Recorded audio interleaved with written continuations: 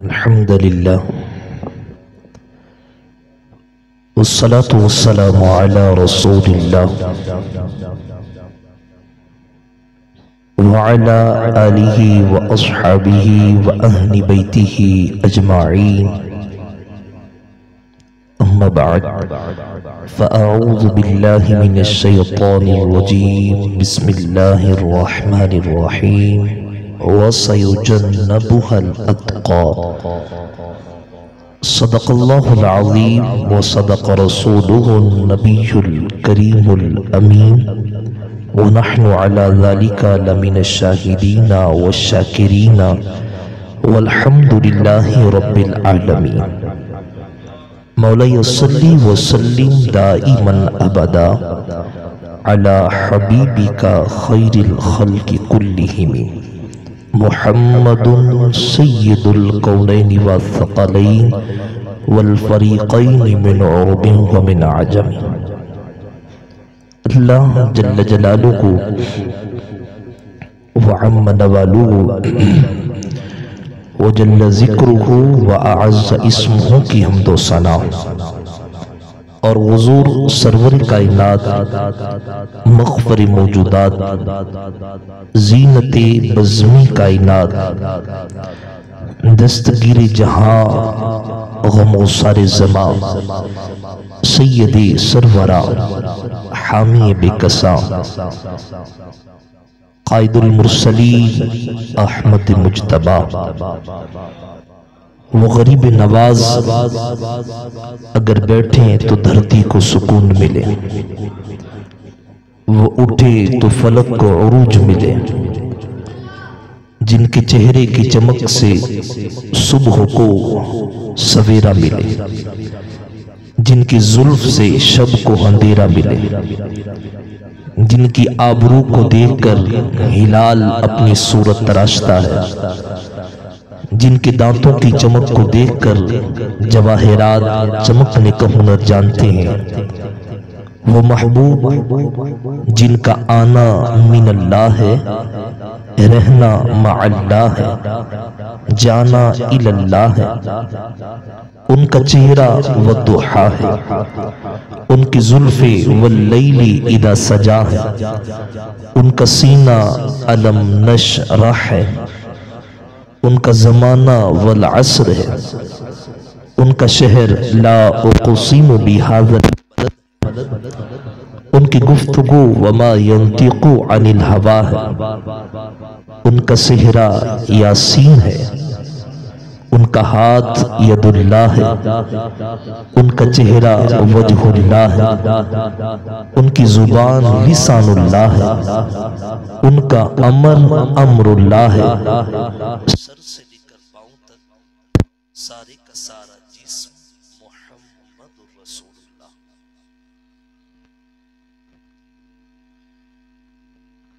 نبی محترم سرکار مدینہ قرار قلب و سینہ فیض گنجینہ صاحب معطر پسینہ صلی اللہ علیہ وآلہ وسلم کے دربار گوربار میں ہدیہ درود و سلام پیش کرنے کے بعد دعا ہے کہ اللہ تبارک و تعالی ہمارا سننا سنانا اپنی بارگاہ میں شرف قبولیت عطا فرمائے.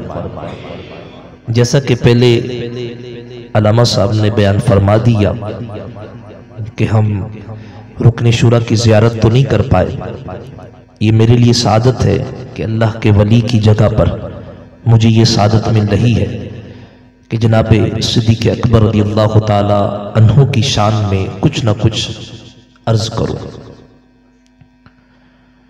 اللہ تعالی میرا بیان کرنا آپ کا سننا اپنی بارگاہ میں شرف قبولیت عطا فرمائے. چند منٹ جو میرے گفتگو چلے گی تو کوشش کیجئے گا کہ توجہ کے ساتھ آپ سماعت کریں.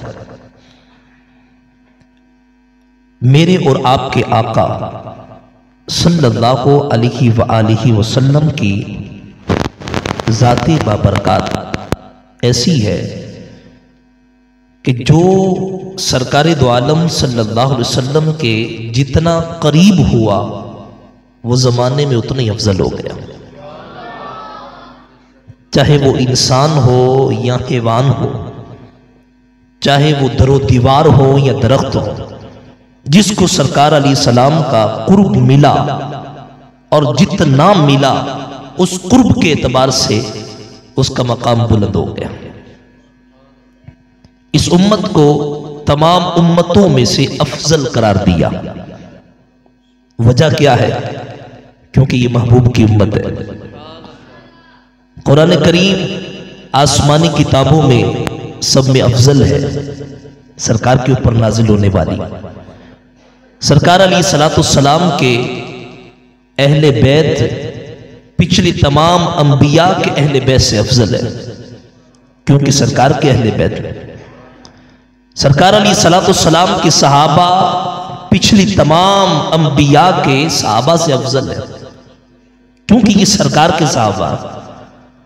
سرکار علیہ السلام کی امت کے جو اولیاء ہیں پچھلی تمام امت کے اولیاء سے افضل ہے، کیونکہ یہ سرکار کی امت کے اولیاء۔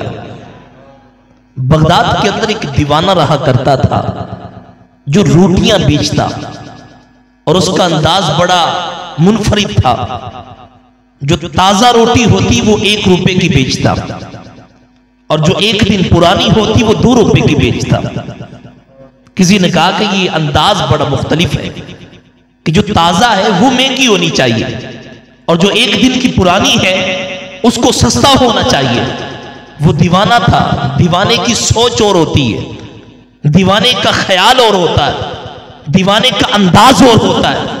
تو کہنے لگا یہ تمہارے نزدیک مہنگا ہونا یہ ہے کہ یہ آج کے دن کی یہ تازہ روٹی ہے، لیکن میں یہ جس کو تم کہتے ہو یہ باسی ہے، 1 دن کی پرانی ہے، یہ میری نظر میں 1 دن سرکار کے زمانے سے زیادہ قریب ہے۔ اس وجہ سے جو سرکار کے زمانے کے قریب زیادہ ہے وہ مہنگا ہے، یا جو دور ہے وہ مہنگا ہے۔ تو سرکار دو عالم صلی اللہ علیہ وآلہ وسلم کی ذات بابرکات ایسی ہے کہ جو جتنا قریب ہوا اللہ تعالیٰ نے اس کا مقام اتنا ہی بلند کر دیا۔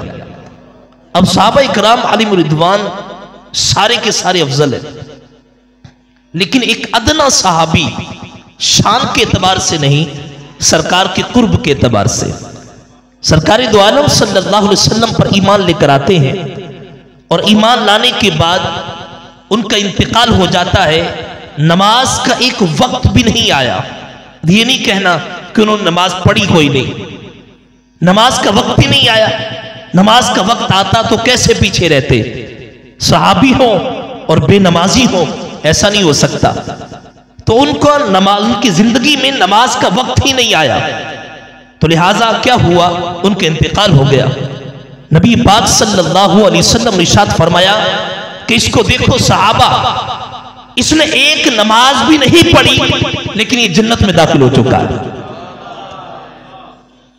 اب علماء کرام اس حدیث مبارکہ کے اوپر گفتگو کرتے ہیں، کلام کرتے ہیں۔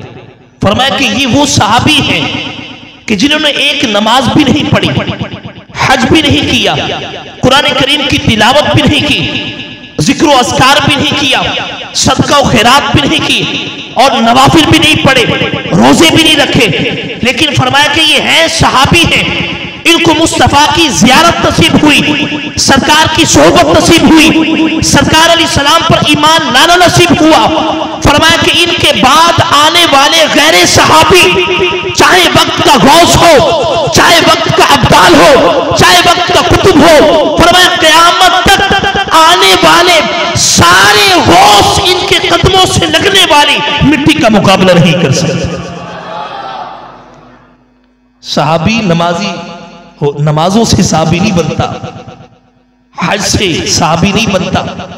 جو نماز پڑھنے والا ہے اس کو نمازی کہا جاتا ہے، جو حج کرنے والا ہے اس کو حاجی کہا جاتا ہے، جو میدان جہاد میں جانے والا ہے اس کو غازی کہا جاتا ہے۔ تو صحابی کسے کہتے ہیں؟ جو ایمان کی حالت میں اس دنیا سے چلا جائے اور ایمان کی حالت میں مصطفیٰ کی زیارت کرے، سرکار کا چہرے بددعا دیکھے اور ایمان کی حالت میں دنیا سے چلا جائے، اس کو صحابی کہا جاتا ہے۔ اب دیکھیں یہ وہ صحابی کی میں نے بات آپ کے سامنے بیان کی ہے کہ جن کو بالکل تھوڑا سا ایمان کی حالت میں قرب ملا، سرکار علیہ الصلوۃ والسلام کے قریب رہے اور کوئی نماز کا وقت بھی نہیں آیا، نماز بھی کوئی نہیں پڑھی، سرکار نے ارشاد فرمایا نماز اس نے کوئی نہیں پڑھی، جنت میں داخل ہو گیا۔ اب غیر صحابی چاہے وقت کا غوث ہے، قطب ہے اور ابدالوں میں سے ہے، اولیاء اکرام کی کوئی بھی پوسٹ اور کوئی بڑا مرتبہ مقام ہے، ان میں سے سارے ہی اکٹھے ہو جائے، فرمایا کہ اس بندے کے پاؤں سے لگنے والی خاک کے ایک ذرے کا مقابلہ نہیں ہو سکتا۔ اب میں جو آپ کے سامنے بیان کرنے لگا ہوں ذرا توجہ سے سنیے گا۔ یہ وہ صحابی ہیں کہ جنہوں نے سرکار کی زیارت کی ہے، سرکار دو عالم صلی اللہ علیہ وسلم کا قرب پایا ہے، اور عبادات کا میں نے آپ کے سامنے ذکر کیا، وہ بالکل تھوڑا سا قرب ہے، ان کا اتنا مقام ہے، اور جو عالم ارواح میں بھی میرے مصطفیٰ کے ساتھ رہا ہوں، عالم دنیا میں میرے مصطفیٰ کے ساتھ رہا ہوں، مکے میں میرے مصطفیٰ کے ساتھ رہا ہوں، ہجرت کے موقع پر میرے مصطفیٰ کے ساتھ رہا ہوں، مدینے میں میرے مصطفیٰ کے ساتھ رہا ہوں، ہر جنگ اور ہر محاذ ہر میدان میں مصطفیٰ کے ساتھ رہا ہوں، ہر نماز میں میرے مصطفیٰ کے ساتھ رہا ہوں، فجر کے اندر، ظہر کے اندر، عصر کے اندر، مغرب کے اندر، عشاء کے اندر، اور غار میں بھی میرے مصطفیٰ کے ساتھ ہے، اور آج دیکھیں مزار میں بھی میرے مصطفیٰ کے ساتھ ہے، تو اس صدیق کا عالم کیا ہوگا؟ یہ ایک کو بالکل بند کر دیجئے۔ سرکار دو عالم صلی اللہ علیہ وسلم کا مقام سرکار علیہ السلام کی بارگاہ میں صدیق اکبر رضی اللہ تعالی عنہ کا مقام کتنا بلند ہے، اور آپ نے سنا ہے علماء اکرام سے کتنی زیادہ صحبت پائی ہے۔ یہ صحبت ان کو بعد میں ملی ہے، پہلے عالم ارواح میں صحبت پا چکے تھے۔ جامع ترمذی کی حدیث مبارکہ ہے، سرکاری دو عالم صلی اللہ علیہ وآلہ وسلم نے ارشاد فرمایا کہ عالم ارواح کے اندر روحوں میں آپس میں ملاقات ہوتی ہے، اور جو روحیں آپس میں ملی اور ان کے درمیان آشنائی ہو گئی، درمیان میں الفت اور چاہت محبت پیدا ہو گئی، فرمایا کہ دنیا کے اندر بھی جب وہ جسم کے اندر آتی ہیں تو ان کے درمیان محبت اور پیار ہوتا ہے، اور عالم ارواح میں جن روحوں کے درمیان میں نا آشنائی رہی اور دور دور رہے، وہ دنیا کے اندر بھی ان کے درمیان اختلاف ہوتا ہے۔ سرکار دو عالم صلی اللہ علیہ وآلہ وسلم کا قرب پایا، اتنی صحبت پائی، جناب صدیق اکبر رضی اللہ تعالی عنہ کا یہ مقام اور یہ صحبت کا سلسلہ یہ دنیا میں بعد میں تھا، پہلے عالم ارواح میں صحبت مصطفیٰ سے شرفیاب ہو چکے تھے۔ جناب صدیق اکبر رضی اللہ تعالی عنہ اور حضرت علی المرتضیٰ رضی اللہ تعالی عنہ کا بھی بڑا مقام ہے، دونوں کی بڑی شان ہے اپنی اپنی جگہ پر، لیکن میں تو اس صدیق کی بات کر رہا ہوں کہ جو کہ مولا علی کے بھی امام ہے۔ حضرت علی المرتضیٰ رضی اللہ تعالی عنہ کا بڑا مقام ہے کہ ہجرت کے موقع پر سرکار دو عالم صلی اللہ علیہ وسلم نے تمام صحابہ میں سے حضرت علی المرتضیٰ کا انتخاب فرمایا کہ اے علی، تم نے صبح اٹھنا ہے اور تمام لوگوں کی امانتیں ان کے سپرد کر کے پھر مدینے چلے آنا ہے۔ تمام صحابہ میں سے مقام کتنا بلند ہے نا حضرت علی کا، کہ ان کا انتخاب کیا، اے علی تم نے یہ کام کرنا ہے، بڑی ذمہ داری والا کام ہے۔ تو اس صدیق کا عالم کیا ہوگا جس کو سفر ہجرت کے لیے میرے مصطفیٰ نے منتخب فرمایا۔ حضرت علی المرتضیٰ رضی اللہ تعالیٰ عنہ کا بڑا مقام ہے کہ ہجرت کی رات میرے آقا نے ارشاد فرمایا کہ اے علی میرے بستر پر سو جاؤ، اور کیسی شان پائی کہ جو بستر مصطفیٰ پر مولا علی آرام فرما ہے، کسی کی ہے جرت کہ سرکار علیہ السلام کے بستر پر لیٹ جائے، سو جائے؟ حضرت علی المرتضیٰ رضی اللہ تعالیٰ عنہ کا بھی بڑا کمال کا جملہ، آپ ارشاد فرماتے ہیں کہ ہر دن یہی ڈر تھا کہ شاید یہ رات آخری رات ہوگی، صبح کا سورج میں دیکھ پاؤں یا نہ دیکھ پاؤں، لیکن جس رات میں مصطفیٰ کے منبر پر سرکار کے بستر پر میں سویا تھا، اور وہ رات بڑی سکون کی نیند آئی تھی. کہا کہ کیسے جناب؟ ننگی تلواریں تھی آپ کے ارد گرد اور بڑے دشمنوں کا پہرا تھا، بڑے ڈر اور خوف کا معاملہ تھا. لیکن آپ فرماتے ہیں کہ جس رات سرکار کے بستر پر میں سویا تھا، اتنی میٹھی نیند کبھی زندگی میں آئی نہیں. آپ نے ارشاد فرمایا کہ اصل میں بات یہ ہے کہ ہر رات یہی ڈر تھا کہ شاید میری زندگی کی آخری رات ہو. لیکن سرکار علیہ الصلوۃ والسلام کے بستر پر جب میں سویا، میرے آقا نے ارشاد فرمایا کہ اے علی صبح اٹھنا ہے. جملوں کے اوپر غور کیجئے گا. سرکار نے فرمایا تھا صبح اٹھنا ہے. تو میں سمجھ گیا کہ اگر میری علی کی آخری رات کوئی اور ہو سکتی ہے، دنیا ادھر کی ادھر ہو جائے، لیکن آج کی رات علی کو موت نہیں آ سکتی، کیونکہ میرے مصطفیٰ نے فرمایا کہ علی صبح اٹھنا ہے. حضرت علی المرتضیٰ کی کیا شان ہے، کتنا مقام بلند ہے. مصطفیٰ کے منبر پر آرام، سرکار کے بستر پر آرام فرما ہے. کتنا مقام بلند ہے مولا علی کا. لیکن اس صدیق کا مقام کتنا اعلیٰ ہے جس کی گود میں میرے مصطفیٰ آرام فرما ہے. مولا علی کی تو شان یہ ہے کہ مصطفیٰ کریم علیہ الصلوۃ والسلام کے بستر پر آرام فرما ہے. تو اس صدیق کا عالم کیا ہوگا جس کی گود میں میرے مصطفیٰ آرام فرما ہے. سرکار دو عالم صلی اللہ علیہ وسلم فتح مکہ کے موقع پر حضرت علی المرتضیٰ رضی اللہ تعالی عنہ کو ارشاد فرمایا کہ علی میرے کندھوں پر سوار ہو جاؤ، اور یہ جو بڑے بڑے بت نظر آ رہے ہیں ان کو نیچے گراؤ.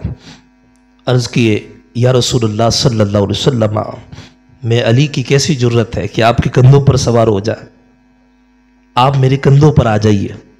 سرکار نے ارشاد فرمایا علی تم نبوت کا بوجھ برداشت نہیں کر سکتے، میرے کندھوں پر سوار ہو جاؤ. حضرت علی المرتضیٰ رضی اللہ تعالیٰ عنہ سرکار علیہ السلام کے کندھوں پر سوار ہوتے ہیں. کتنی شان ہے مولا علی کی. مصطفیٰ کے کندھوں پر علی المرتضیٰ سوار ہیں، ان کی شان اتنی بلند ہے. تو اس صدیق کا عالم کیا ہوگا جس کے کندھوں پر میرے مصطفیٰ سوار ہیں. اور جو ہے ہجرت کے سفر پر 13 میل کا سفر کیا ہے سرکار علیہ السلام کو اپنے کندھوں پر سوار کر کے جناب صدیق اکبر نے. مفتی احمد یار خان نعیمی رحمۃ اللہ تعالی علیہ بڑی پیاری بات لکھتے ہیں. آپ نے ارشاد فرمایا کہ لوگوں دیکھو، اس وقت سرکار علیہ الصلوۃ والسلام جس جگہ پر آرام فرما ہے، وہ زمین کا جو حصہ ہے، وہ زمین کا جو ٹکڑا ہے، وہ اللہ کے عرش سے بھی اعلیٰ ہے. کس وجہ سے؟ کیونکہ اس کو میرے آقا کریم علیہ الصلوۃ والسلام کے جسم مبارک کے ساتھ نسبت ہو چکی ہے. فرمایا کہ یہ زمین کا جو حصہ ہے ساری زمین سے افضل ہے. یہ زمین کا جو حصہ ہے یہ آسمان سے افضل ہے. یہ جو زمین کا حصہ ہے یہ کعبۃ اللہ سے بھی افضل ہے. یہ جو زمین کا حصہ ہے یہ خدا کے عرش سے بھی افضل ہے. تو آپ نے ارشاد فرمایا کہ جس موقع پر سفر ہجرت کے موقع پر سرکار علیہ الصلوۃ والسلام جس وقت صدیق اکبر کے کندھوں پر سوار تھے، اس وقت صدیق کا کندھا خدا کے عرش سے بھی افضل تھا. کیونکہ نبی پاک صلی اللہ علیہ وسلم کی صحبت اور رفاقت حاصل ہو چکی تھی. جناب صدیق اکبر رضی اللہ تعالیٰ عنہ آپ جو ہے لے کر جاتے ہیں سرکار علیہ الصلوۃ والسلام کو غار میں، اور عرض کی یا رسول اللہ صلی اللہ علیہ وسلم پہلے میں جاؤں گا. یہ آپ نے 12 سنا ہے واقعہ. سرکار علیہ الصلوۃ والسلام سے پہلے خود گئے، غار کی صفائی کی ہے، اپنی چادر یا اپنے لباس کا حصہ وہ جو ہے وہ پھاڑ کر وہ سارے سوراخوں کو بند کر دیا ہے. لیکن میں جس بات کی طرف نشاندہی کرنا چاہتا ہوں وہ ذرا توجہ سے سنیے گا. حضرت شیخ باقی باللہ رحمۃ اللہ کی تعالی علیہ اللہ کے ولی ہوئے. آپ کی بارگاہ میں نا چند مہمان حاضر ہوئے. تو اس وقت آپ کے گھر میں کچھ بھی مہمان نوازی کے لیے موجود نہیں تھا کہ مہمانوں کو کچھ دے سکیں، کھلا سکیں. آپ کے محلے کا ایک نان بائی تھا، روٹیاں بنانے والا تھا. اس کو پتا چلا کہ حضرت کی بارگاہ میں کچھ مہمان حاضر ہوئے ہیں، مہمان نوازی کے لیے کچھ بھی موجود نہیں ہے۔ وہ نان بھائی نے کیا کیا کہ گھر گیا، کھانا وغیرہ تیار کیا اور شیخ باقی باللہ رحمۃ اللہ تعالی علیہ کی بارگاہ میں کھانا پیش کیا، مہمانوں کی مہمان نوازی کی گئی۔ اور جو ہے وہ جب مہمان چلے گئے، شیخ باقی باللہ رحمۃ اللہ تعالی علیہ بڑے خوش ہوئے، اللہ کے ولی کا دل خوش ہو گیا، اور آپ نے ارشاد فرمایا کہ کس نے اہتمام کیا ہے؟ کہا کہ فلاں فلاں آپ کے محلے کا نان بھائی ہے، روٹیاں لگانے والا ہے۔ آپ نے ارشاد فرمایا کہ اس کو بلا کر لے کر آؤ۔ آپ کی بارگاہ میں اس کو حاضر کیا گیا۔ آپ نے ارشاد فرمایا کہ کام تو تم نے بڑا اچھا کیا ہے، میرا دل خوش ہو گیا ہے۔ مانگ کیا مانگتا ہے؟ اب اللہ کے ولی کا دل خوش ہو گیا تو کہا کہ مانگ کیا مانگتا ہے؟ وہ دیوانہ تھا، وہ کہنے لگا جناب مجھے اپنے جیسا بنا دیجیے۔ مانگا بھی کیا مانگا؟ کہا کہ مجھے بھی باقی باللہ بنا دے، مجھے بھی اپنے جیسا بنا دے۔ آپ نے ارشاد فرمایا کچھ اور مانگ لے، یہ تیرے لیے آسان نہ ہوگا، کچھ اور مانگ لے۔ کہا کہ نہیں، آپ نے فرمایا ہے، اب عطا بھی فرمائیے۔ آپ نے ارشاد فرمایا کہ جب رات کا وقت ہوگا، جب میں اپنی عبادات کے اندر مصروف ہوں گا، میرے پاس آ کر بیٹھ جانا۔ جب رات کا اندھیرا چھا گیا اور آپ کمرے خاص میں تشریف لے کر گئے، وہ نان بھائی روٹیاں لگانے والا وہ بھی آپ کے قریب جا کر بیٹھ گیا۔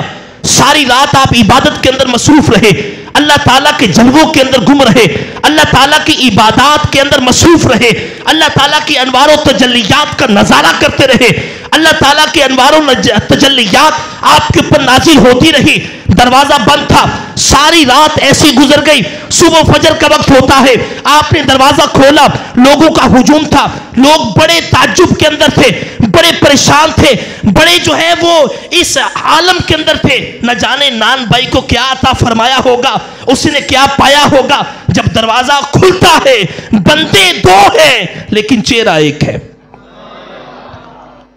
افراد دو سامنے کھڑے ہیں لیکن چہرے کے اوپر جو انوار و تجلیات ہے وہ ایک ہے، حلیہ ایک ہے، لباس ایک ہے، چہرہ ایک ہے، دستار ایک ہے۔ لہذا شیخ باقی باللہ رحمۃ اللہ تعالی علیہ کے جو مریدین تھے بڑے پریشان ہوئے، ان کو یہ پہچاننے میں دشواری ہو رہی تھی کہ ہمارے شیخ باقی باللہ کون ہے اور نان بھائی والا کون ہے، روٹیاں لگانے والا کون ہے۔ جب تھوڑا سا غور کیا گیا تو معلوم ہوا جو نان بھائی تھا، روٹیاں لگانے والا تھا، اس کے حواس ختم ہو چکے تھے، اللہ تعالیٰ کے انوار و تجلیات وہ برداشت نہیں کر پایا تھا۔ لیکن جو شیخ باقی باللہ رحمۃ اللہ تعالی علیہ تھے وہ اپنے ہوش و حواس میں تھے۔ 3 دن کے بعد اس نان بھائی کا انتقال ہو گیا۔ اب یہ دیکھیں، یہ ہے صحبت اللہ کے ولی کی، یہ وہ ہیں جو مصطفیٰ کریم علیہ الصلوۃ والسلام کے غلاموں کے غلام ہیں، سرکار دو عالم صلی اللہ علیہ وسلم کا کلمہ پڑھنے والے ہیں۔ جو مصطفیٰ کا کلمہ پڑھنے والے ہو، سرکار کے غلاموں کے غلام ہو، ان کی صحبت میں ایک بندہ بیٹھ جائے، انوار و تجلیات اس کو اتنی عطا کی جاتی ہے کہ زمانہ دیکھ کر حیران ہو جاتا ہے۔ اور میرے مصطفیٰ کی صحبت کا عالم کیا ہوگا؟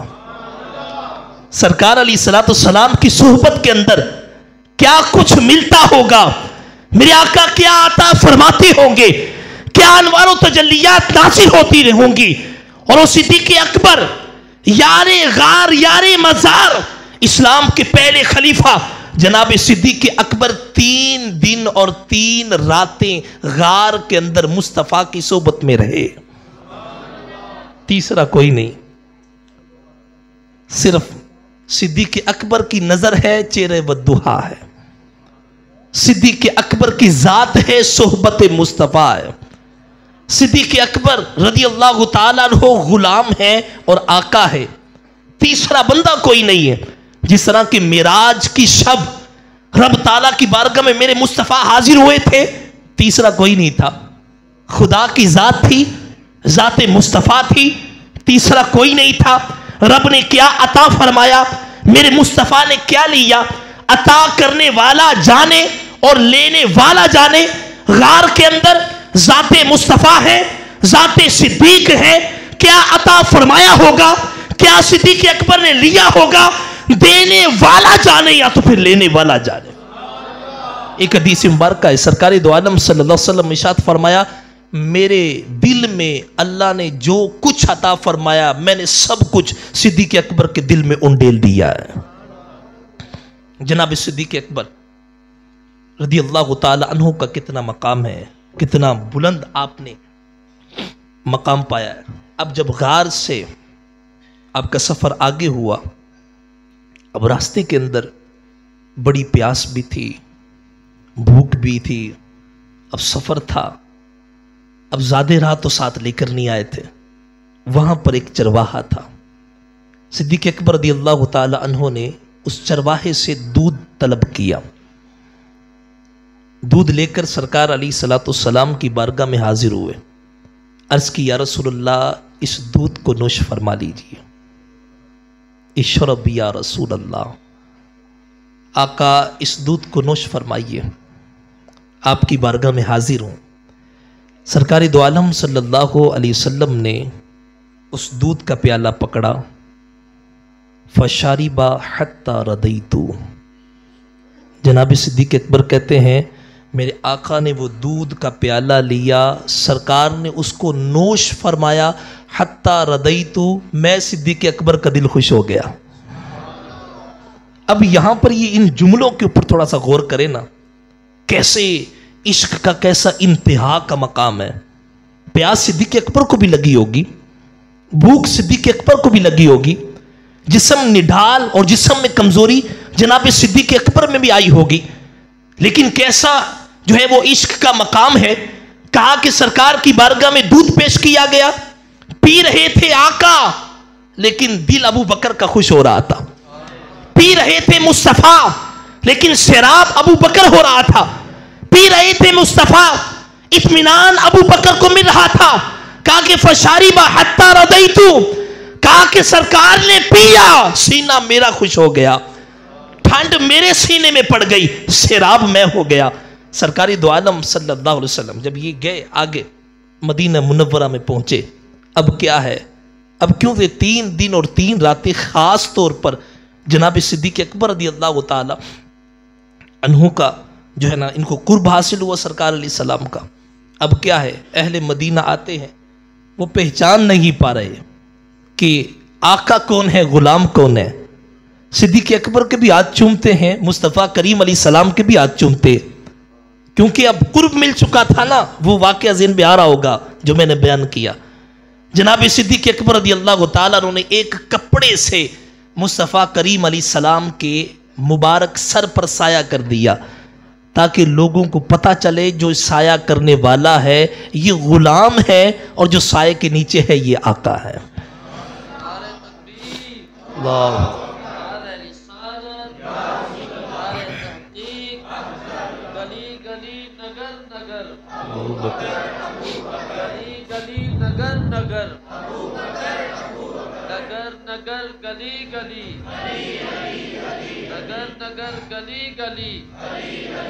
ہر صحابی نبی، ہر صحابی نبی۔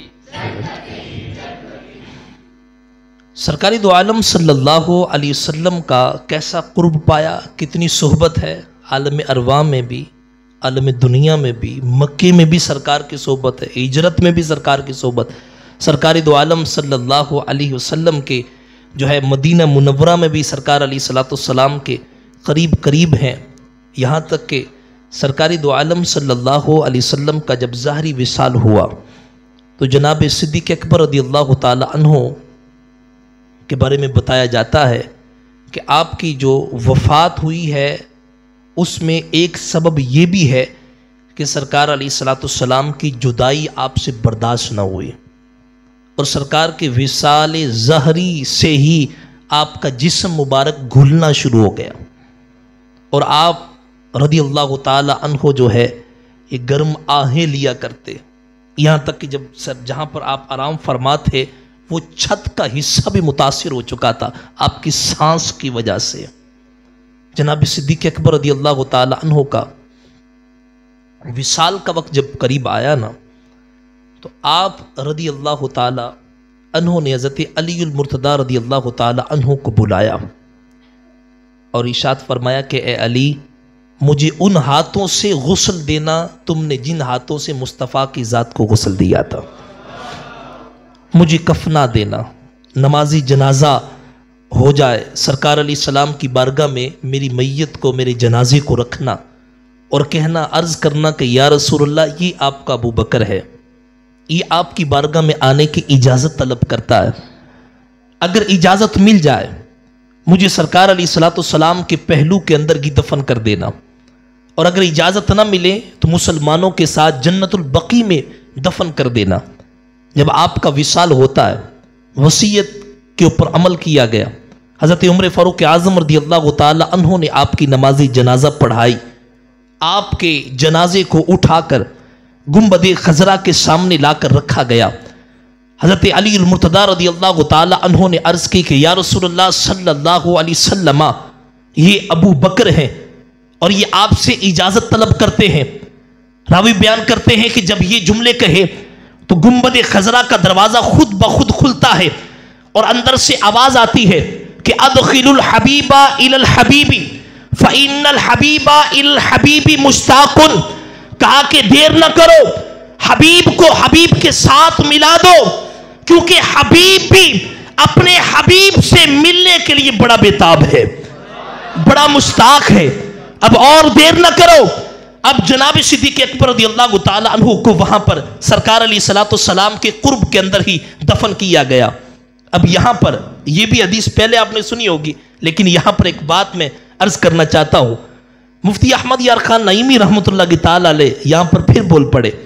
آپ نے ارشاد فرمایا کہ انسان کی تخلیق کے لیے، اس کے جسم کو بنانے کے لیے زمین کے جس حصے سے مٹی کو لیا جاتا ہے، مرنے کے بعد اس کو اسی جگہ پر دفن کیا جاتا ہے۔ اب جہاں سے ہمارے جسم کو بنانے کے لیے مٹی کو استعمال کیا گیا میں تو معلوم نہیں ہے، لیکن مرنے کے بعد جہاں پر اس کو دفن کیا جائے گا تو اسی جگہ سے اس کے جسم کو بنانے کے لیے مٹی کو استعمال کیا گیا۔ اب یہ مسئلہ تو آپ نے سن لیا، اب ذرا غور کیجئے گا کیا کہنے لگا وہ۔ جناب صدیق اکبر، جناب عمر فاروق اعظم رضی اللہ تعالی عنہما، آپ کا سرکار علیہ السلام کے پہلو اقدس میں دفن ہونا کس بات کی طرف اشارہ ہے کہ سرکار علیہ السلام کے جسم مبارک کو بنانے کے لیے زمین کے جس حصے سے مٹی کو استعمال کیا گیا، اسی زمین کے حصے سے حضرت ابو بکر اور عمر کے جسم کو بنانے کے لیے مٹی کو استعمال کیا گیا۔ نعرہ تکبیر، نعرہ رسالت، نعرہ تحقیق، گلی گلی نگر نگر، گلی گلی نگر نگر، مصطفیٰ کا ہم سفر، ابو بکر ہر صحابی نبی، ہر صحابی نبی۔ اب دیکھیے گا کیسا قرب ہے نا، عالم ارواح میں بھی ساتھ ہے، عالم دنیا میں بھی ساتھ ہے، یہاں تک کہ جسم کو بنانے کے لیے جس مٹی کا استعمال کیا گیا اس میں بھی ابو بکر ساتھ ہیں، ابو بکر عمر ساتھ ہیں۔ اور کیسی قسمت پائی ہے اور کیسا نبی نصیب ہے جناب ابو بکر اور حضرت عمر رضی اللہ تعالیٰ عنہما کا، کہ جب بھی حاجی یا عمرہ کرنے والا مزار مصطفیٰ پر حاضر ہوتا ہے، مصطفیٰ کو سلام پیش کرنے کے ساتھ ساتھ جناب ابو بکر کو بھی جناب عمر کی بارگاہ میں سلام پیش کرتا۔ اب تک کتنے لوگ حاضری دی، قیامت تک لوگ آتے رہیں گے، مسلمان حاضری دیتے رہیں گے، سرکار کی ذات پر درود و سلام پڑھتے رہیں گے، ساتھ ابو بکر اور عمر کو بھی سلام پیش کرتے رہیں گے۔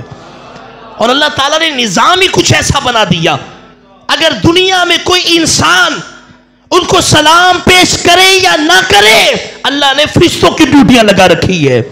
70,000 صبح حاضر ہوتے ہیں، 70,000 شام کو حاضر ہوتے ہیں، اور جو ایک مرتبہ حاضر ہو جاتا ہے قیامت تک اس کی باری نہیں آئے گی۔ یہ تو ایک سرکار کے غلام کو ہی یہ حصہ ملا ہے کہ وہ زندگی میں نہ جانے کتنی مرتبہ حاضری دیتا ہے۔ انسان سلام پیش کرے یا نہ کرے، اللہ نے فرشتوں کی ڈیوٹیاں لگا رکھی ہے۔ اب دیکھیے گا سرکار علیہ الصلوۃ والسلام کا قرب دنیا کے اندر بھی تھا، میں نے بیان کیا، عالم ارواح کے اندر بھی ہے۔ سرکار علیہ السلام کے وصال کے بعد سرکار کا قرب مزار کے اندر بھی ہے۔ اب یہاں تک بس نہیں ہے، حشر کے اندر بھی ابو بکر میرے مصطفیٰ کے ساتھ ساتھ ہوں گے۔ سرکاری دو عالم صلی اللہ علیہ وسلم نے جامع ترمذی کے حدیث مبارکہ ہے، حضرت عبداللہ بن عمر رضی اللہ تعالی عنہما سے مروی ہے، آپ فرماتے ہیں سرکاری دو عالم صلی اللہ علیہ وسلم ایک مرتبہ باہر تشریف لے کر آتے ہیں، ان کے ایک ہاتھ میں جناب ابو بکر کا ہاتھ ہوتا ہے، دوسرے ہاتھ میں جناب عمر کا ہاتھ ہوتا ہے۔ سرکار دو عالم صلی اللہ علیہ وسلم جو ہے سرکار صحابہ کو ارشاد فرماتے ہیں، اے صحابہ یہ منظر دیکھ رہے ہو، ایک ہاتھ میں ابو بکر ہے، ایک ہاتھ میں عمر ہے۔ عرض کی جی ہاں یا رسول اللہ، میرے آقا نے ارشاد فرمائی یہ منظر یاد رکھنا کیونکہ ایک مرتبہ یہ منظر پھر دیکھو گے۔ عرض کی یا رسول اللہ کب؟ فرمایا کہ جب محشر قائم ہوگی، لوگ اپنی اپنی قبروں سے نکلیں گے، فرمایا سب سے پہلے میں اپنی قبر سے نکلوں گا، میرے ایک ہاتھ میں ابو بکر کا ہاتھ ہوگا، دوسرے ہاتھ میں عمر کا ہاتھ ہوگا۔ فرمایا اس حالت میں، اس انداز میں ابو بکر اور عمر کو لے کر میدان حشر کی طرف میں جاؤں گا۔ اب حشر کے اندر بھی مصطفیٰ کی صحبت ہے، اب حشر میں جو ہے وہاں پر حوض کوثر بھی ہے۔ سرکار دو عالم صلی اللہ علیہ وسلم ارشاد فرمایا کہ اے ابو بکر تم غار کے اندر بھی میرے ساتھی تھے، بروز قیامت حوض کوثر پہ میرے ساتھ ہو گئے۔ اب دیکھیں حوض کوثر بھی مصطفیٰ کے ساتھ، اب جنت رہ گئی ہے۔ اب جنت کے بارے میں حدیث سنیے، سرکار دو عالم صلی اللہ علیہ وسلم ارشاد فرمایا جب غار میں سرکار علیہ السلام کی سے پہلے جناب صدیق اکبر اندر گئے، اپنا لباس وغیرہ سارا وہ پھاڑ کر جو ہے وہ سوراخوں کے اندر رکھ دیا، اور جب اس حالت میں باہر آئے نا، سرکار دو عالم صلی اللہ علیہ وسلم نے ارشاد فرمایا ابو بکر تمہارا لباس کدھر ہے؟ عرض کی یا رسول اللہ صلی اللہ علیہ وسلم وہ سارا تو میں نے جو ہے وہ سارا واقعہ بیان کیا کہ عرض کی یا رسول اللہ وہ سارا میں نے سوراخوں کے اندر تھوڑا تھوڑا رکھ دیا۔ سرکار دو عالم صلی اللہ علیہ وسلم کا دل خوش ہوا، اور کیسی ادا ہے جناب ابو بکر کی، نبی پاک صلی اللہ علیہ وسلم کا دل خوش ہوا، سرکار نے دعا کے لیے ہاتھوں کو اٹھا دیا، عرض کی کہ اے مالک مولا بروز قیامت ابو بکر کو میرے درجے میں جگہ عطا فرمانا۔ اللہ تعالیٰ نے وحی کو نازل فرمایا کہ اے محمد صلی اللہ علیہ وسلم تمہاری دعا کو قبول کر لیا گیا ہے، قیامت کے دن جنت میں تیرے درجے میں ابو بکر کو جگہ عطا کی جائے گی۔ عالم ارواح میں مصطفیٰ کے ساتھ، عالم دنیا میں مصطفیٰ کے ساتھ، مکے میں، مدینے میں، یہاں تک کہ قبر میں، حشر میں، حوض میں، جنت میں بھی میرے مصطفیٰ کے ساتھ ہیں۔ تو آپ خود اندازہ لگائیں اس صدیق اکبر کا مقام کتنا ہوگا، کیسا بلند مقام پایا ہے۔ لہذا صدیق اکبر رضی اللہ تعالیٰ عنہ کرام میں جتنے بھی فضائل ہیں، جتنے بھی فضائل ہیں، چاہے وہ انفرادی طور پر ہو، اللہ تعالیٰ نے جگہ جگہ قرآن کریم میں جو ہے صحابہ کرام کی شان کو بیان فرمایا، ان کی تعریفات کو بیان کیا، ان کو سراہا گیا، ان کو اپریشیٹ کیا گیا، ان کی جو ہے وہ کام کی تحسین کو بیان کیا گیا، ان کو شاباش دی گئی، فرمایا کہ تم سے رب راضی ہو چکا ہے اور جنت کا وعدہ بھی کر لیا ہے۔ اب دیکھیں وہ جو مقامات منفرد تھے، ایک مقام وہ تھا جب صحابہ کرام نے ہجرت کا موقع تھا، اپنے گھر بار کو چھوڑ دیا، اپنے جو ہے وہ اہل و عیال کو چھوڑ دیا، اپنے کاروبار کو چھوڑ دیا، اپنے گھر بار کو چھوڑ دیا۔ کوئی چھوڑتا ہے اپنے کاروبار کو، کوئی چھوڑتا ہے اہل و عیال کو۔ ابھی آج کا آ جائے نا کہ آپ 3 دن کا سفر کر لیجئے تو پوری لسٹ ہوگی کاموں کی، 3 دن کا سفر دین اسلام کے لیے، اپنی ذات کے لیے، وہ فلاں کام ہے، فلاں کام ہے، فلاں کام ہے، جناب میں سفر میں بہت مشکل ہے۔ وہی اگلے دن جب جو ہے وہ آئے گا نا پیغام، جی فلاں شہر میں تمہارے عزیز کی شادی ہے، پھر سارے کام ختم ہو جائے گا، دکان کا شٹر بھی نیچے آ جائے گا، سارے معاملات جو ہے وہ کر کے وہ شادی کے لیے چل پڑیں گے۔ یہ تو ہمارے معاملات ہیں۔ تو لہٰذا صحابہ کرام کا انداز کیا ہوا کرتا تھا؟ صحابہ کرام کیا ہے؟ اپنا گھر بار سب کچھ چھوڑا، اپنا وطن چھوڑا، جہاں پر پلے بڑے، جہاں پر جو ہے وہ زندگی کے لیے آنکھ کھولی، پرورش پائی ہے، سارے اہل و عیال ہے، اور جو ہے دوست ہیں، رشتہ دار ہیں، سب کو چھوڑ دیا، رب کا حکم آگے ہجرت کر لی۔ اللہ تعالیٰ نے ان کی تعریف کو بیان فرمایا، کیا ان صحابہ میں میرے ابو بکر کا نام نہیں سر فہرست ہے کہ نہیں؟ اب جو ہے مدینہ کے اندر بدر کا معرکہ قائم ہوا، اللہ نے قرآن میں تعریف بیان فرمائی کہ نہ فرمائی؟ ان صحابہ میں میرے ابو بکر کا نام ہے کہ نہیں؟ احد کے صحابہ میں سرکار علیہ الصلوۃ والسلام کے ساتھ صحابہ نے شرکت کی ہے، اللہ تبارک و تعالی نے تعریف فرمائی کہ نہ فرمائی؟ کیا احد کے صحابہ میں میرے ابو بکر نہیں ہے؟ کیا بیعت رضوان والوں کا ذکر قرآن میں نہیں بیان فرمایا؟ وہ صحابہ کرام کا ذکر ہے، کیا ان صحابہ میں میرے ابو بکر نہیں؟ سرکار علیہ الصلوۃ والسلام نے 10 افراد کو ایک ہی نشست میں جنت کی خوشخبری اور بشارت عطا فرمائی، کیا عشرہ مبشرہ کے اندر میرے ابو بکر نہیں ہے؟ ہر مقام، ہر محاذ، ہر فضیلت کے اندر جناب ابو بکر کا پہلا نمبر ہے۔ اور جو آیت میں نے شروع میں پڑھی وَسَيُجَنَّبُهَا الْأَتْقَى، اب ذرا اختتام کی طرف آتے، یہ تو آپ کی صحبت کا میں نے ذکر کیا۔ جناب صدیق اکبر رضی اللہ تعالیٰ عنہ کا مقام بڑا بلند ہے، لیکن آپ کی سیرت کی طرف تھوڑا سا ہے۔ آپ کا انداز کیا تھا، آپ کا کردار کیا تھا؟ آپ پکے حتمی طور پر، یقینی طور پر جنتی ہیں، اور جنتی ہونے میں کسی کو شک ہی نہیں سوائے شیطان کے، لیکن آپ کا انداز کیا تھا؟ پھر بھی آپ کا کردار، آپ کی سیرت کیا ہے؟ اللہ تعالیٰ ارشاد فرماتا ہے ان اکرمکم عند اللہ اتقاکم، فرمایا کہ تم میں سے جو سب سے زیادہ متقی پرہیزگار ہے نا، وہی تمہارے رب کے ہاں اس کا بڑا مقام ہے۔ ابھی قرآن کا اصول آ گیا، قرآن پاک کا اعلان اور پیغام آ گیا کہ یہ اگر کوئی دولت میں آگے ہے، یہ نہ سمجھے کہ وہ رب کی بارگاہ میں آگے ہے۔ اگر کوئی دنیا میں عزت میں آگے ہے، ایسا نہیں وہ رب کی بارگاہ میں بھی وہ مقبول ہے۔ اگر دنیا کے اندر کوئی عہدہ ہے، کوئی منصب ہے، کوئی مقام ہے، ایسا نہیں ہے کہ وہ رب کی بارگاہ میں بڑا مقام رکھتا ہے۔ رب نے بیان فرما دیا، فرمایا رنگ کا کالا ہے، ہونٹ موٹے ہیں اور حبشی غلام ہے، لیکن فرمایا کہ اگر تم میں سے زیادہ تقوی والا ہے، وہی تمہارے رب کے نزدیک زیادہ مقام رکھنے والا۔ ان اکرمکم عند اللہ اتقاکم، فرمایا تم میں سے جو سب سے زیادہ پرہیزگار ہے، وہی رب کی بارگاہ میں زیادہ مقام رکھنے والا۔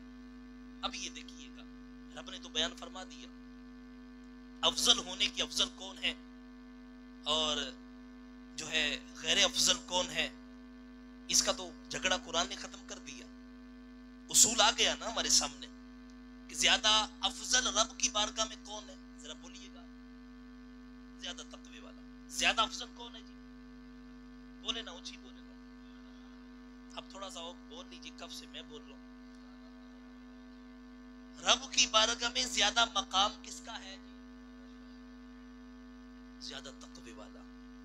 اور اللہ نے سب سے زیادہ متقی کس کو کہا؟ ایک میرا ہے، علامہ صاحب کسی کو متقی کہنا، یہ ماشاءاللہ بڑا درویش بندہ ہے، بڑا نیک بندہ ہے، بڑا متقی بندہ ہے، میرا کہنا اور ہے۔ ایک عالم بعمل، کوئی مفتی، کوئی مفسر، کوئی محدث ہو، اس کے تقوی کی گواہی دے، اس کا کہنا اور ہے۔ وقت کا غوث ہو، وہ اس کے تقوی کی گواہی دے، اس کا کہنا اور ہے۔ اور صحابی رسول ہو، وہ تقوی کی کسی کی گواہی دے دے، ان کا کہنا بھی اور ہو۔ کوئی نبی ہو، وہ تقوی کی گواہی دے، ان کا کہنا اور ہے۔ میرے مصطفیٰ کسی کی تقوی کی گواہی دے۔ سرکار علیہ الصلوۃ والسلام کا مقام وراء الورا ہے، لیکن اگر کسی کے بارے میں میرا رب فرما دے یہ سب سے زیادہ تقوی والا ہے، اس کے بارے میں آپ کا کیا خیال ہے؟ رب فرماتا ہے وَسَيُجَنَّبُهَا الْأَتْقَى، فرمایا کہ ان قریب اس کو جہنم سے بچا لیا جائے گا جو تم میں سے سب سے زیادہ متقی ہے، پرہیزگار ہے، تقوی والا ہے، رب سے خوف رکھنے والا ہے، آخرت کی فکر کرنے والا ہے۔ مفسرین کا اس بات پر اجماع ہے، علامہ صاحب بھی اس بات کے گواہ ہیں، تائید کریں گے، تصدیق کریں گے، انشاءاللہ تردید نہیں کریں گے۔ مفسرین کا اس بات پر اجماع ہے، اتفاق ہے، سارے اکٹھے ہیں اس بات کے اوپر، اتقا جس کو رب نے فرمایا نا وہ جناب صدیق اکبر کی ذات ہے۔ تو سب سے زیادہ متقی کون ہوئے؟ جناب صدیق اکبر. اور آپ کو پہلے میں نے آیت پڑھی تھی کہ سب سے زیادہ رب کی بارگاہ میں افضل کون ہے؟ جو سب سے زیادہ تقوی والا ہے. اور سب سے زیادہ تقوی والا کون ہے؟ جناب صدیق اکبر. تو جو سب سے زیادہ تقوی والے یہ ہیں تو پھر افضل بھی سب سے زیادہ یہ ہوئے. سرکار دو عالم صلی اللہ علیہ وآلہ وسلم نے ایک مرتبہ صحابہ کرام سے پوچھا، فرمایا کہ تم میں سے آج کس نے نماز جنازہ میں شرکت کی ہے؟ جناب صدیق اکبر کا ہاتھ بلند ہے. لبیک یا رسول اللہ، میں نے شرکت کی ہے. سرکار نے ارشاد فرمایا تم میں سے آج کس نے مریض کی عیادت کی ہے؟ لبیک یا رسول اللہ. جناب صدیق اکبر کا ہاتھ بلند ہے، میں نے کی ہے. سرکار نے ارشاد فرمایا آج تم میں سے کس نے روزہ رکھا ہے؟ لبیک یا رسول اللہ، روزہ بھی میں نے رکھا ہے. اب جو ہے یہ روزہ نفلی تھا، رمضان کے اندر سرکار نے تو نہیں پوچھنا تھا، سارے صحابہ روزے دار تھے. یہ نفلی روزے کی بات ہو رہی ہے. تم میں سے کس نے صدقہ کیا؟ لبیک یا رسول اللہ.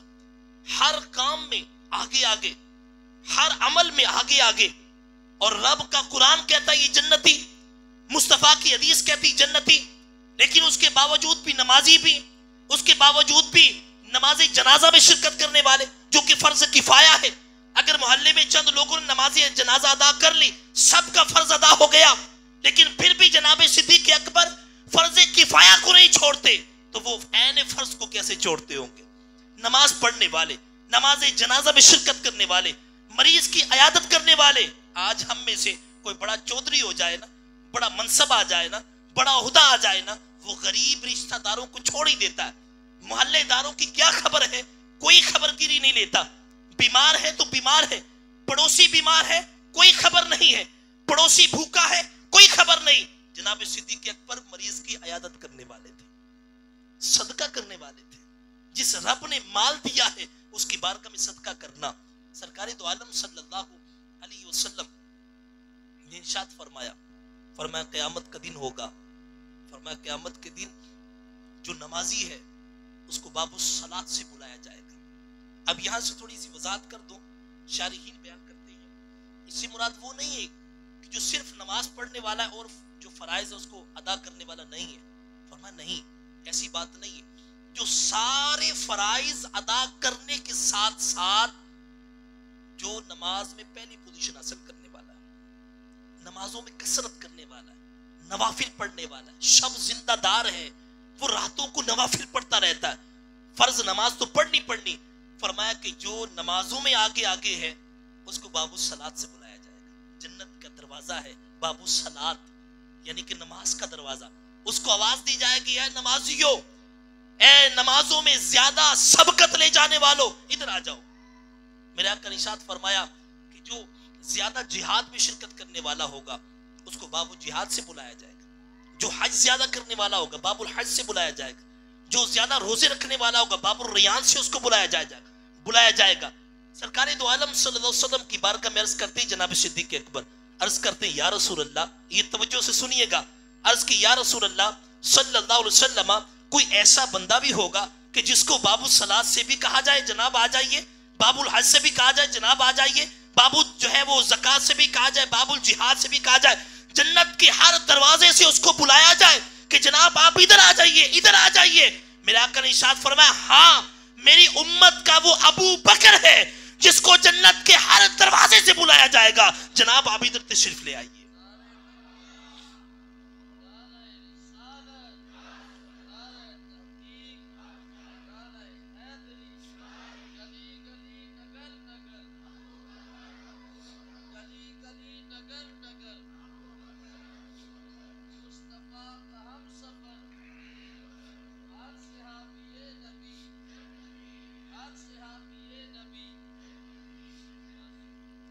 ہے شاید آخری حدیث مبارکہ میں آپ کی بارگاہ میں عرض کر کے اجازت چاہوں گا.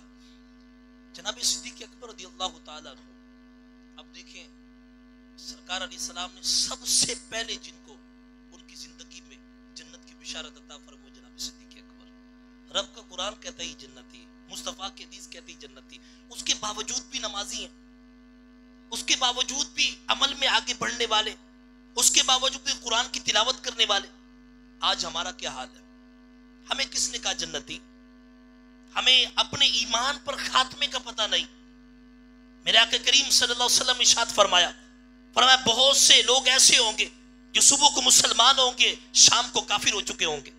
شام کو مسلمان ہوں گے صبح کو کافر ہو چکے ہوں گے. ہم مسلمانوں کے گھر میں پیدا ہوئے. سرکار کی ایک اور حدیث مبارکہ سرکار دو عالم صلی اللہ علیہ وسلم ارشاد فرمایا کہ بعض افراد ایسے ہوں گے جو مسلمانوں کے گھر میں پیدا ہوں گے, ساری زندگی مسلمانوں والی گزاریں گے, لیکن مرنے کے وقت وہ کافر ہو جائیں گے. فرمایا بعض افراد ایسے ہوں گے جو کافروں کے گھر میں پیدا ہوں گے, ساری زندگی کفر پر گزاریں گے, مرنے سے پہلے اللہ ان کو دولت ایمان عطا فرمائے گا. اب میرے پیارے اسلامی بھائیوں, اب ہم مسلمان ہو چکے, مسلمانوں کے گھر میں پیدا ہو چکے, کلمہ پڑھ چکے, الحمدللہ صحیح العقیدہ سنی بن چکے, نہ صحابہ کے گستاخ, نہ اہل بیت کے گستاخ, نہ اولیاء کے گستاخ, سچا سچا ستھرا ہمیں عقیدہ رب نے عطا فرما دیا, اولیاء کے دامن عطا فرما دیے, بڑی پیاری پیاری نسبتیں عطا فرما دی, لیکن ہمیں ایمان پر خاتمے کا پتہ نہیں. ہمارا ایمان پر خاتمہ ہوگا کہ نہیں ہوگا؟ ہم کس خوش فہمی میں بیٹھے ہوئے ہیں؟ ہمیں کس نے جنتی کہا ہے؟ ہم نے جنت میں جانا ہے جہنم میں جانا کوئی پتہ نہیں ہے, لیکن اس کے باوجود بھی نماز میں غفلت, اس کے باوجود بھی فرض روزوں میں غفلت, اس کے باوجود بھی فرائض جو ہے وہ جب شریعت کی طرف سے فرض ہو جاتے اس سے کوتاہی, حج فرض ہو چکا ہے اس سے کوتاہی, زکوٰۃ فرض ہو چکی اس سے کوتاہی. میرے پیارے اسلامی بھائیوں, یہ وقت ہے, یہ ہمارے پاس جو سانسیں ہیں یہ غنیمت جانیے. مرنے سے پہلے زندگی کو غنیمت جانیے, بیمار ہونے سے پہلے صحت کو غنیمت جانیے, غریب ہونے سے پہلے امیری کو غنیمت جانیے. اسی کے اندر کچھ کر لیجئے, اسی کے اندر رب کو راضی کر لیجئے. کوئی پتہ نہیں ہے کس وقت جو ہے وہ وعدہ موت ہمیں پورا ہو جائے. تو لہٰذا ہمیں کوشش کرنی چاہیے کہ اپنے عمل میں ترقی کریں. الحمدللہ اللہ پاک کا بڑا کرم ہے, بڑا احسان ہے. اس دور کے اندر اللہ تعالیٰ نے ہمیں ایک اتنی بڑی نعمت دعوت اسلامی کی صورت میں آپ کو عطا فرمائی ہے, ہم سب کو عطا فرمائی. یہ دعوت اسلامی کیا ہے؟ آپ اس کے اندر آئیں گے سب سے پہلے تو با ادب بن جائیں گے, صحابہ کے وفادار بن جائیں گے, اہل بیت اطہار کے وفادار بن جائیں گے, آپ اولیاء کے وفادار بن جائیں گے. اس کے بعد پھر آپ عمل کی طرف آئیں گے. دعوت اسلامی کیا ہے؟ آپ نمازی بن جائیں گے. دعوت اسلامی کیا ہے؟ آپ حاجی بن جائیں گے. دعوت اسلامی کیا ہے؟ والدین کے فرما بردار بن جائیں گے. دعوت اسلامی کیا ہے؟ آپ سچے سچے امانتدار تاجر بن جائیں گے. دعوت اسلامی کیا ہے؟ عاشق مصطفیٰ بن جائیں گے. دعوت اسلامی کیا ہے؟ عاشق صحابہ بن جائیں گے. دعوت اسلامی کیا ہے؟ عاشق اولیاء بن جائیں گے. دعوت اسلامی کیا ہے کہ آپ متقی پرہیزگار اور ایک اچھے مسلمان بن جائیں گے. آ جائیے دعوت اسلامی کے اندر. اب کیا ہے دعوت اسلامی کے اندر کیسے آنا ہے؟ کوئی فارم فل کرنا ہے, کوئی فیس دینی ہے؟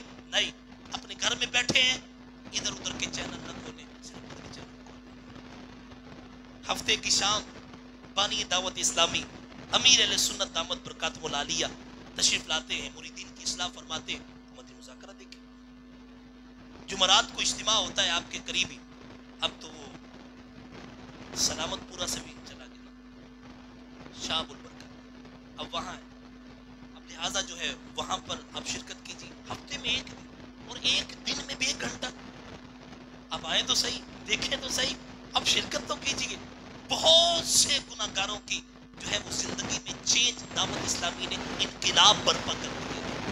بہت سے سنگر آئے ہیں ثناخان مصطفیٰ بن گئے, بہت سے شو کرنے والے آئے مبلغ بن گئے, بڑے ڈاکو چور وغیرہ آئے ہیں مصطفیٰ کے سچے غلام بن گئے. آپ آئے تو صحیح, ٹیسٹ کر کے دیکھیے تو صحیح. اور یہ کیا ہے؟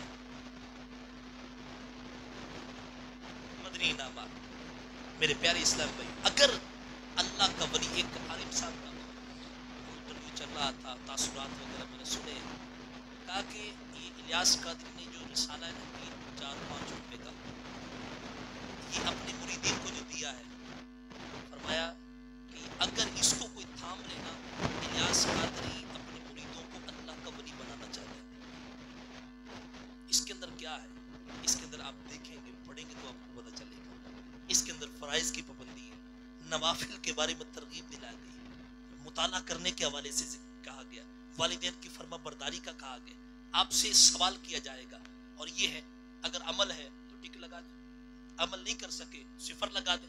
کیا ہے آپ کہو یہ ہوگا ذہن ہوگا یار 15 دن ہو گئے اس کام کے اوپر عمل نہیں ہو رہا, یہ میں نے کرنا ہے. تہجد 5 نمازوں کا پابند تو بن چکا ہوں لیکن میں نے تہجد گزار بننا ہے, اس کے اوپر کیوں صفر لگ رہا ہے, میں نے اس کے اوپر ٹک لگانی ہے. تو پیارے اسلام بھائیوں یہ بھی ضروری نہیں کہ ہر ایک اسلامی بھائی اس کو لے تو اس کے اوپر عمل کرے تو ہی دعوت اسلامی میں آئے گا. یہ دعوت اسلامی میں آنے کے لیے امامہ ضروری ہے, داڑھی ضروری ہے, سفید لباس ضروری ہے, زلفیں ضروری ہے, مسواک ضروری ہے, ایسا کچھ بھی نہیں ہے. آپ آئیں ایسے خود بن جائیں گے, امامہ بھی خود آ جائے گا, داڑھی بھی خود آ جائے گی انشاءاللہ. اللہ پاک ہم سب کو برکت عطا فرمائے, آمین بجاہ نبی امین صلی اللہ علیہ وسلم.